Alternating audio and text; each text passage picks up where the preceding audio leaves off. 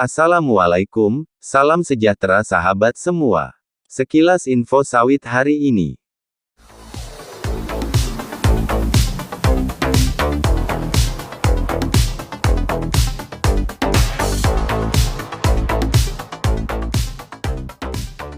Pada tanggal 28 April tahun 2022 yang lalu, pemerintah resmi memberlakukan pelarangan ekspor minyak sawit mentah atau crude palm oil (CPO) dan turunannya sampai batas waktu yang tidak ditentukan.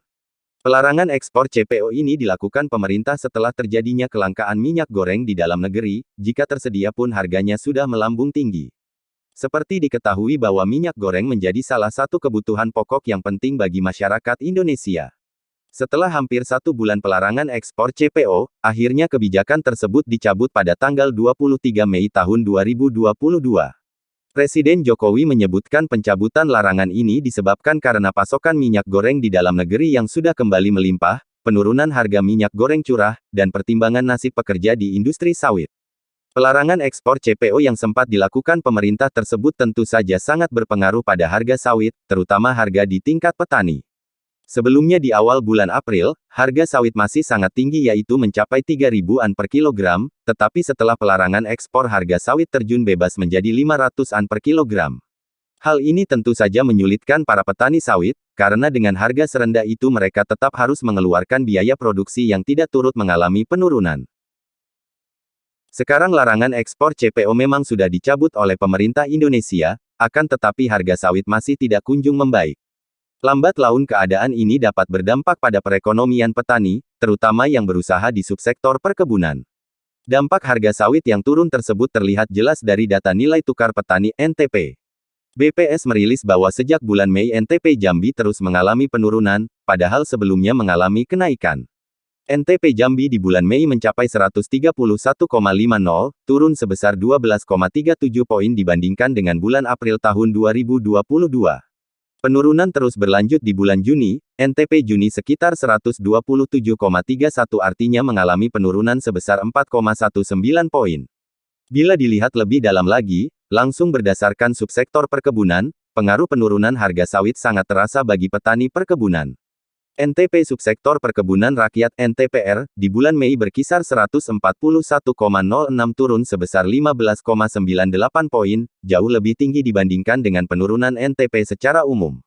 Kejadian ini tetap berlanjut di bulan Juni, NTPR kembali turun sebesar 6,52 poin menjadi 134,54. Penurunan angka NTPR ini menggambarkan bahwa daya beli petani perkebunan Jambi yang mengalami penurunan. Dengan harga kebutuhan pokok yang terus mengalami kenaikan di tengah pendapatan yang turun, mengharuskan petani untuk lebih cermat dalam mengatur pengeluarannya.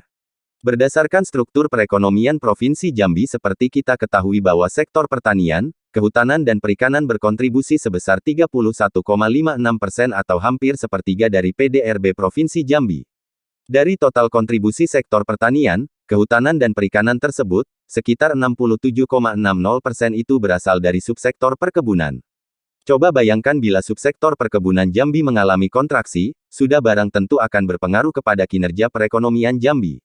Pertumbuhan ekonomi yang mulai positif sejak pandemi COVID-19, kemungkinan akan sedikit terganggu dengan adanya penurunan harga komoditas sawit pada kurun waktu 2 bulan terakhir.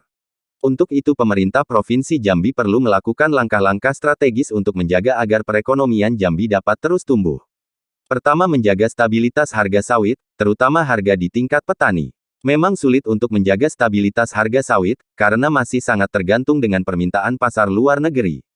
Kedua, mendorong hilirisasi produk-produk yang berasal dari olahan kelapa sawit. Pemerintah Provinsi Jambi bisa mengundang para investor untuk menanamkan modalnya di Provinsi Jambi untuk program hilirisasi ini. Ketiga, pemerintah perlu memberikan bantuan kepada petani-petani perkebunan gurem yang ada di Jambi. Kelompok ini sudah pasti menjadi pihak yang paling terdampak dengan harga sawit yang turun. Salah satu bentuk bantuan yang diberikan bisa berupa bantuan sarana produksi pertanian seperti bibit, pupuk, obat-obatan, dan pestisida. Bantuan ini pasti sangat membantu mengurangi beban para petani gurem. Hasil pendapatan dari perkebunan sawit sebenarnya sangat menjanjikan ketika ditunjang dengan harga yang bagus. Berbeda dengan pertanian tanaman pangan yang proses produksinya cukup lama, perkebunan sawit bisa berproduksi, dipanen 2 kali dalam setiap bulannya.